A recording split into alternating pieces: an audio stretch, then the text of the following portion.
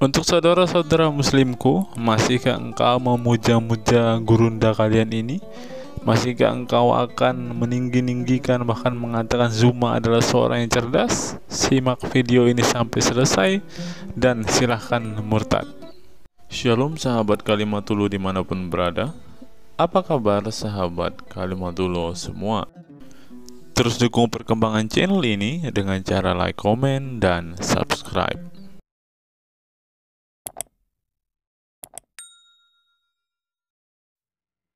Jabatan. Iya, sekarang kita kembali aja tadi ke topik juru selamat. Karena tadi kan lari-lari ke sana ke sini, eli-eli gugup kan begitu.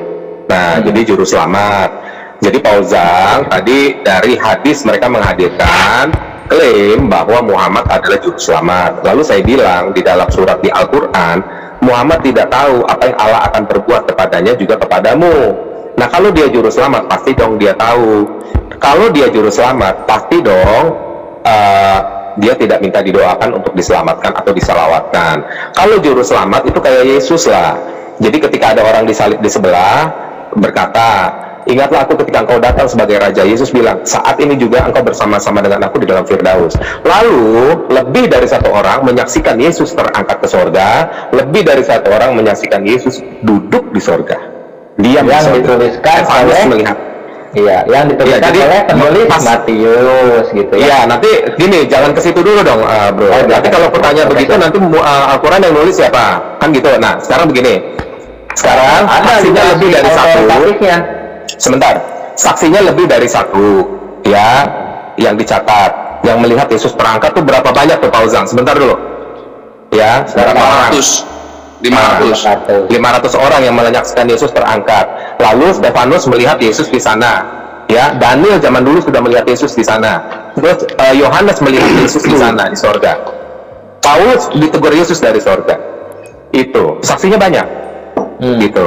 Nah sekarang kalau kamu larinya ke penulisan, nanti saya tanya lagi, yang menulis itu siapa? Siapa saksi yang melihat Muhammad menerima firman dari Allah atau dari Jibril? Gitu. Dari Al-Fatihah sampai Anas, silakan hadirkan saksinya. Saya pun ingin bertanya sama Anda Samuel dengan pertanyaan yang sama. Yohanes 17 ayat 8 Yesus berkata seperti ini. Segala firman yang engkau berikan kepada aku sampaikan kepada mereka. Pertanyaan yang sama, siapa yang melihat Allah datang kepada Yesus memberikan firman kepada Yesus? Oke, sekarang saya jawab. Tidak semua kejadian yang dilakukan Yesus atau di dalam perjanjian lama sekalipun itu disaksikan, tidak semua. Tetapi satu aja, siapa yang melihat Hasan datang kepada Yesus? Saya nggak usah tanya dulu.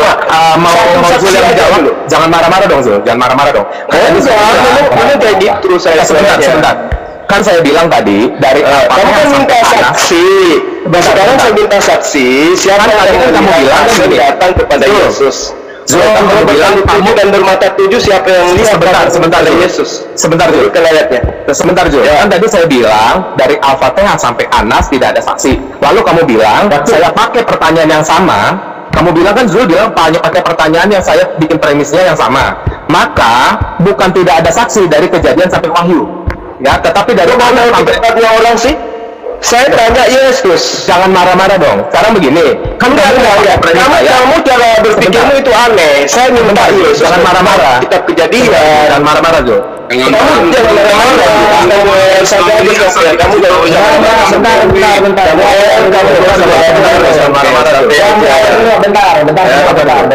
bentar. Santai aja. Sabar, Jo. Aku belum ngomong, jadi potong dulu. Silakan dalilnya ditunjukkan dan diminta oleh Guru Zuma, bisa nggak? Sebentar, saya jelaskan dulu ya. Saya kasih dalilnya. Dengar. Ada kan saya bilang dari Al-Fatihah sampai Anas tidak ada saksi. Lalu Zul bilang, oke, dari tuntutan Samuel itu maka Zul pakai yang sama. Nah, kan saya bilang dari kejadian sampai Wahyu itu ada saksinya, bukan nggak ada saksi, itu loh. Mau saya kasih ayatnya? Iya, siapa saksinya melihat Hasan yang menurut kamu bertanduk tujuh bermata tujuh itu datang kepada Yesus? Kalau yang melihat itu tidak ada saksi, sebentar. Kalau kan tadi saya jelasin, ya, tidak semua kasus itu disaksikan, tetapi bukan berarti semua kasus tidak ada saksi. Ingat ya, peraturannya begitu. Oke. Loh, kamu kan minta mengenai firman Quran. Tadi saya bilang dari Al-Fatihah sampai Makanya saya tanya. Sebentar, kan kamu Yesus pakai premis saya. bertemu menerima Sebentar, Zul lari. Sekarang saya minta Zul menghindar. Ada nggak Theos itu datang kepada Yesus? Siapa yang melihat Zul kan menghindar nih. Zul menghindar, kan saya bilang dari Al-Fatihah sampai Anas. Bukan menghindar. Dengar dong.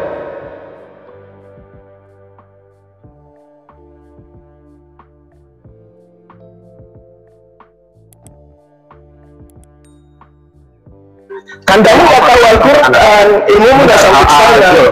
Sebentar Zul, saling menampik. Kan saya bilang dari Al-Fatihah sampai Anas, maka kamu juga harus menanyakan dari Kejadian sampai Wahyu tuh, kan gitu. Oh nggak usah, saya cukup tanya tentang Yesus. Bukan.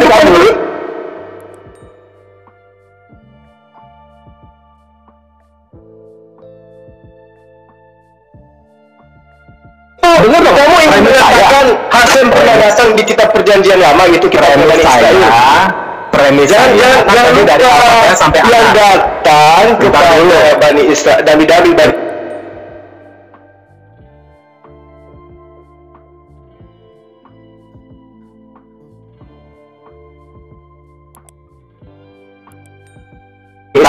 itu adalah malaikat, bukan Tuhan. Premis saya tadi kan dari Al-Fatihah sampai Anas, ya. Maka Zul harus pakai premis yang sama dari Kejadian sampai Wahyu, gitu dong. Saya nggak usah pakai terlalu Kan kamu bilang tadi pakai premis yang sama, kan gitu. Saya pakai pertanyaan yang sama saya ajukan. Yesus mengaku menerima firman, katanya. Nah, siapa saksi melihat Yesus menerima firman? Mujizat, Pak Wujud, mujizat. Oh, mujizat. Oleh manusia itu Kirain ada Robert Tanduk 7 bermata 7 yang datang. Jangan disampaikan oleh Yesus mujizat dilihat oleh manusia. Begitu Joseph Marbasinnya. Ya, Gitu. jadi ketika Yohanes 17 nggak ada saksinya, bukan berarti semua kisah Yesus dari kitab Matius sampai Wahyu itu nggak ada saksinya. Enggak, saya cuma tanya sesuai dengan pengakuan Yesus. Kamu nggak usah menulis ke kitabnya orang lain, nggak perlu. Loh, kan tadi kan premisnya kan dari membuka kitab kalian. Ini mengenai saksi yang menerima saksi, yang menerima wahyu itu kan Yesus. Sebentar. Bukan Lukas, bukan Paulus dan lain-lain, bukan. Mereka itu adalah wartawan lepas. Sebentar, jangan ngamuk-ngamuk lah. Kan tadi kan sih.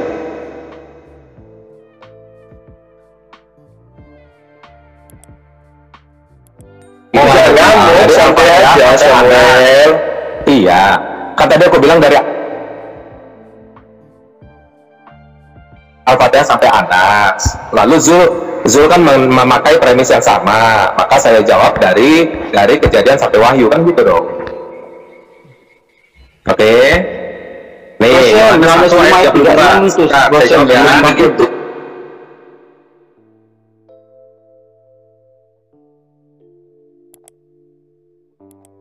Bro, makanya jangan di framing begitu. Jadi begini loh, kalau namanya saksi itu ya, ketika saya dibaiat nih jadi pendeta,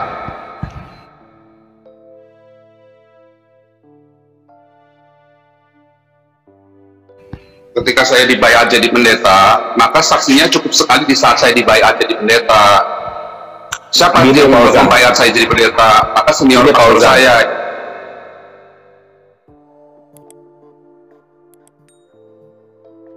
yang membaiat. Gini Pauzang, si Zul kan menghadirkan Yohanes 17 ayat berapa tadi Zul? Iya, saya tahu nanti. Nah, jangan mau di framing sama mereka begitu. Makanya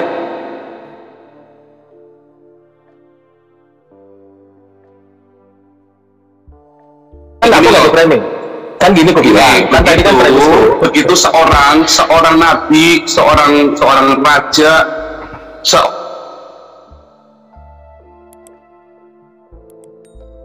seorang pendeta ditahbiskan, yang menyaksikan itu semua, dan sekali itu maka orang harus percaya bahwa dia adalah seorang hamba Allah, seorang nabi sekali. Sudah disaksikan, misalnya Elia menyaksikan Elisa, mentahbiskan Elisa. Iya. Semua orang tahu Elisa ini nabi.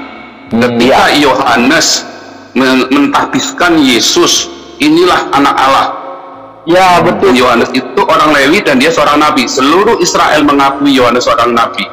Dan Yohanes sebagai nabi, dia ngomong, dia memperkenalkan Yesus sebagai anak Allah, dengarkanlah dia. Nah, itu sudah cukup. Nah, tapi bukan cuma itu saja. Maria ditemuin malaikat sebagai saksi, gembala ditemuin malaikat mengukuhkan ini seorang Mesias. Kemudian datang lagi si orang Majus mengukuhkan dia orang Mesias, raja yang akan datang. Kemudian datang lagi Nabiah namanya Hana, kasih tahu. Jadi ada banyak saksi. Nah, maka ketika Yesus sudah memulai pekerjaan pelayanannya, semua yang dia katakan itu sudah sah. Itulah namanya saksi. Itu yang dimaksud saksi itu seperti itu. Nah, sama saya ditahbiskan jadi pendeta, maka ketika saya mau menikahkan orang, saya tuh sah sebagai seorang hamba Tuhan. Kalau saya mau membaptis orang, saya sah sebagai hamba Tuhan. Kalau saya mau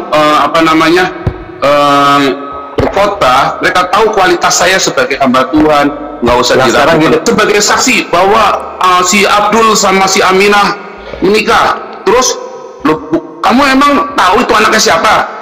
Nggak tahu, tapi kan dia sudah menikah. Oh, itu anaknya Abdul sama Aminah, emang kamu lihat lagi ngehenya? Kan nggak begitu. Waktu dia menikah, saya menikah bersama giliran saya ya, punya anak, dia lagi ngehe, gitu loh. Jadi giliran saya itu yang namanya saksi, memang begitu di dalam Kekristenan. Kan kayak Islam nggak ada saksinya, bingung. Orang kawin harus ada saksi, mau menjadi nabi jadi gini, saksi, saya jelaskan. Sekarang mana saksinya saya? Mana saksinya mau saya tanya? Gua kasih 10 detik loh. Cari ayatnya. 1, 2, 3, hening kan lu? 4, 5, nggak tertulis kan? Jangan kemana-mana dulu. Makanya mau main jangan kemana-mana dulu. Jangan kemana-mana dulu.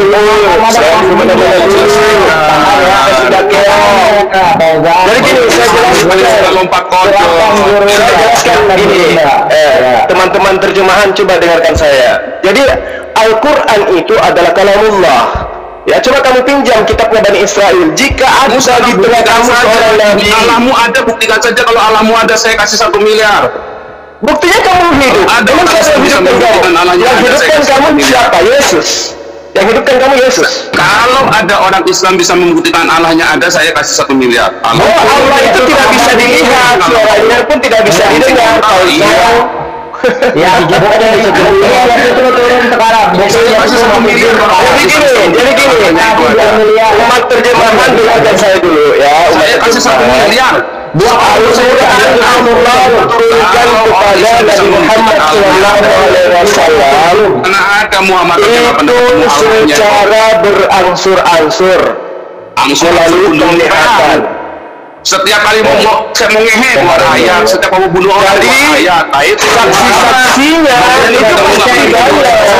Karena pewahyuan Al-Quran itu lebih 22 tahun. Dijelasin sama Islam itu ada, saya kasih 1 miliar. Jangan marah dulu penyelenggara manusia.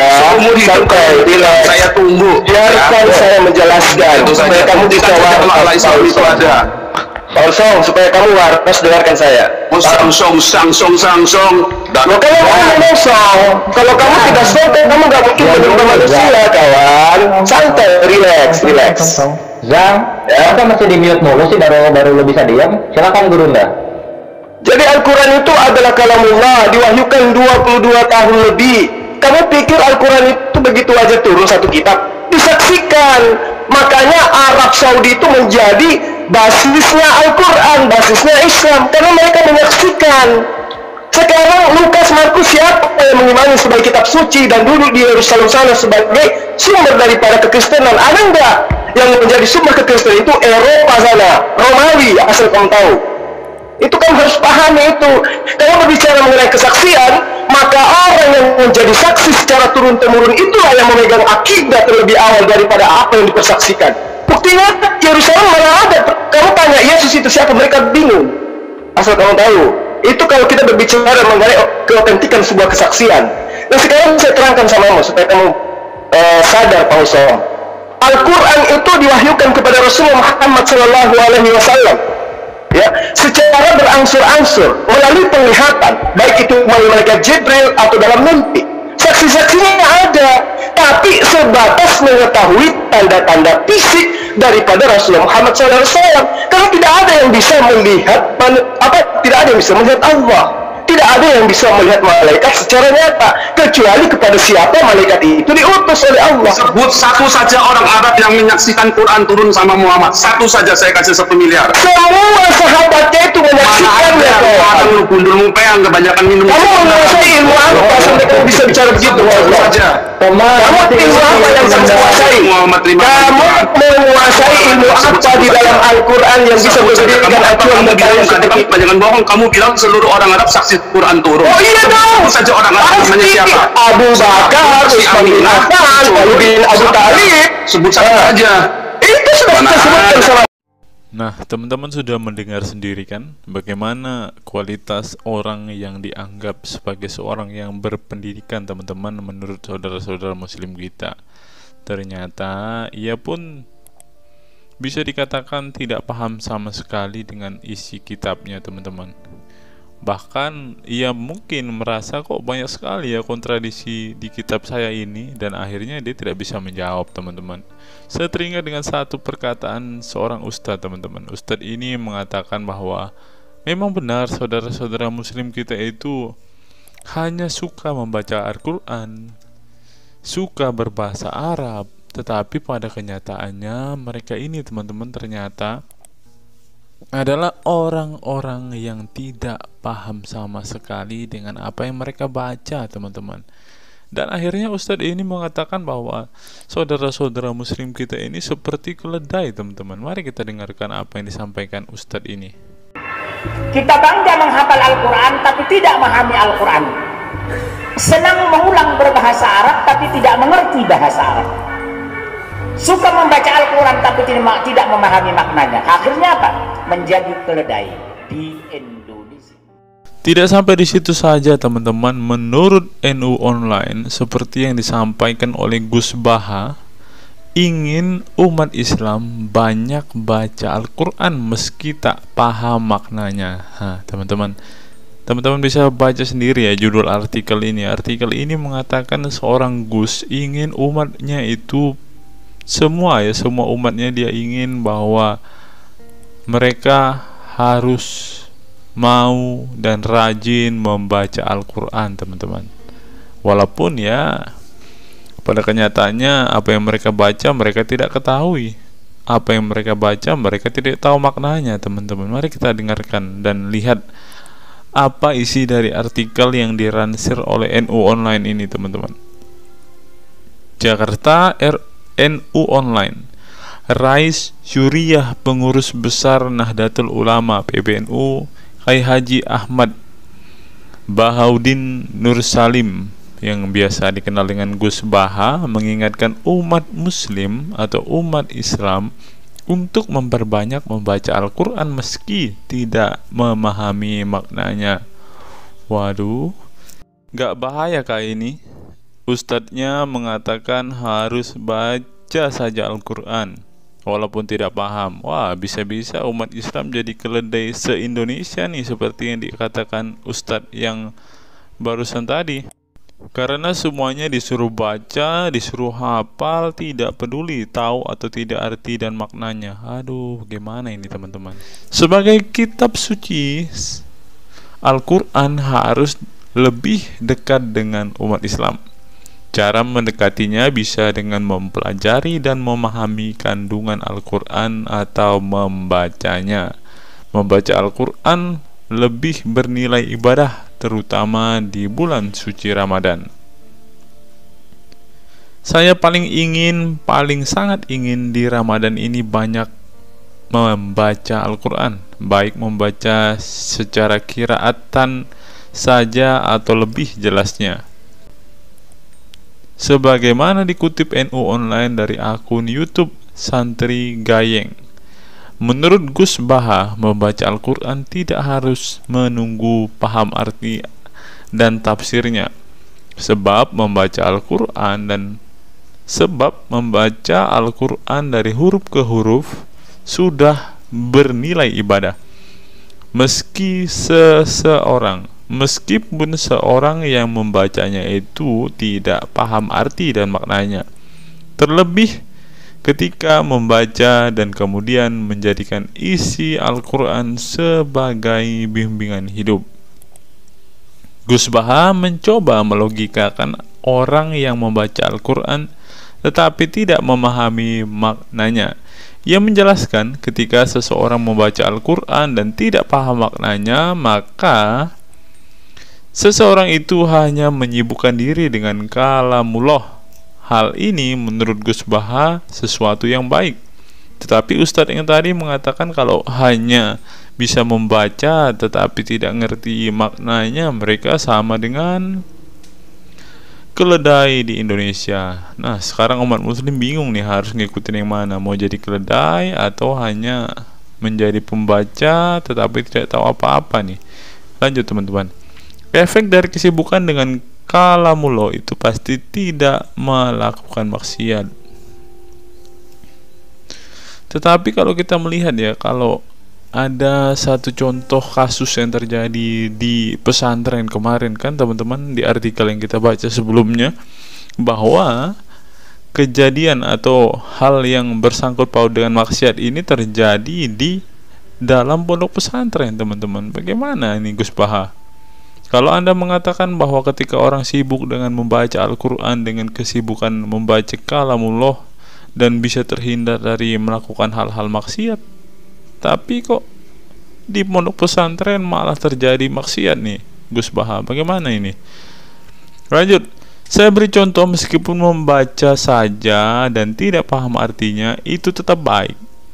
Ada orang yang semalaman itu duduk bersama keluarga, ngobrol ringan tentang masa lalu, cerita lucunya atau lucunya anaknya.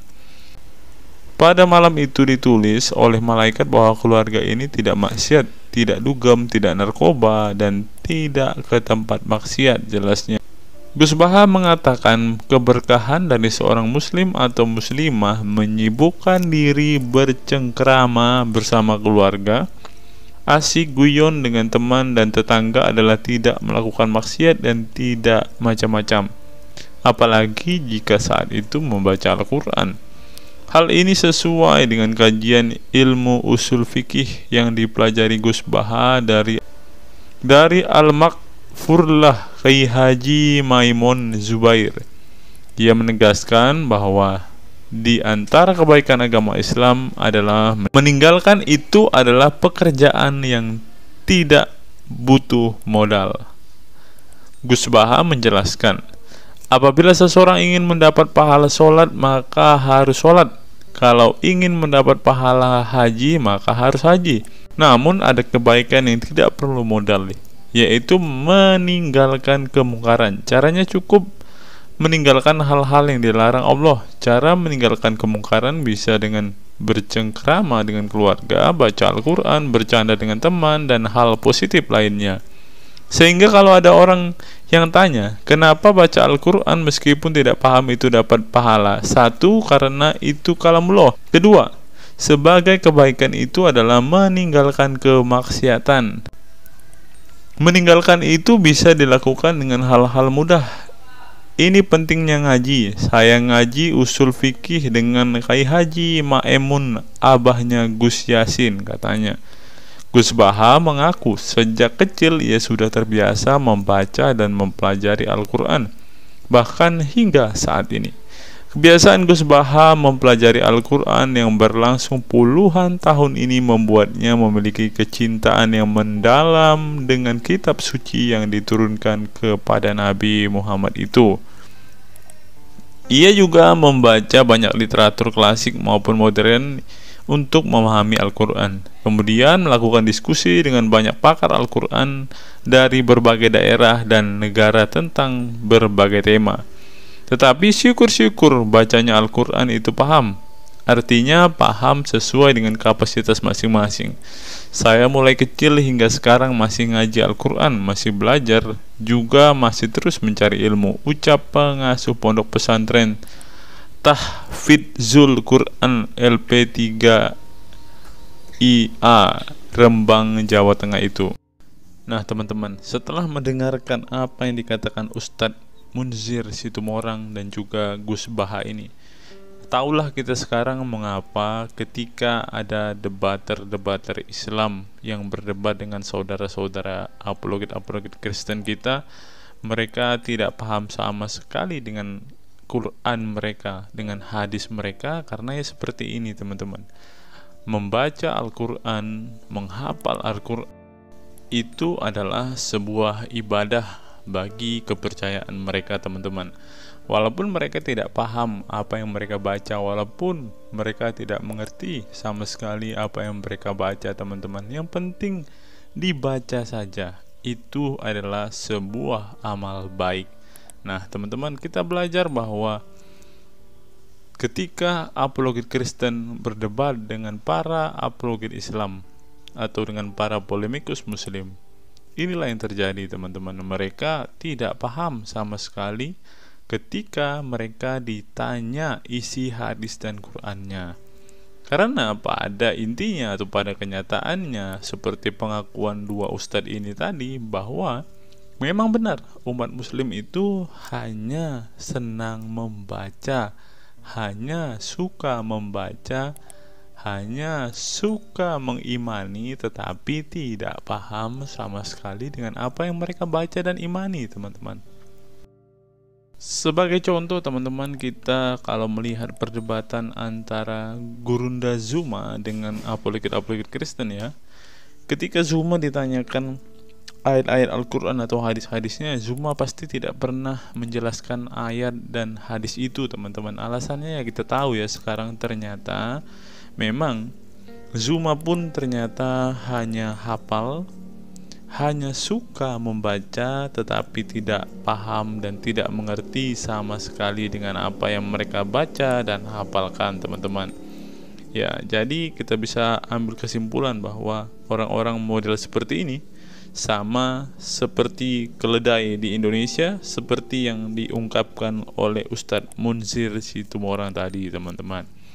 Apa pendapat teman-teman setelah menyimak video ini? Silahkan tuliskan komentar waras teman-teman di kolom komentar video ini, agar banyak orang semakin waras dan semakin sadar bahwa hanya Yesuslah satu-satunya Tuhan dan Juru Selamat. Hanya Yesuslah satu-satunya yang menyediakan surga bagi setiap orang yang percaya kepadanya. Salam waras, salam sadar. Sampai bertemu di video-video kita berikutnya. God be with you all.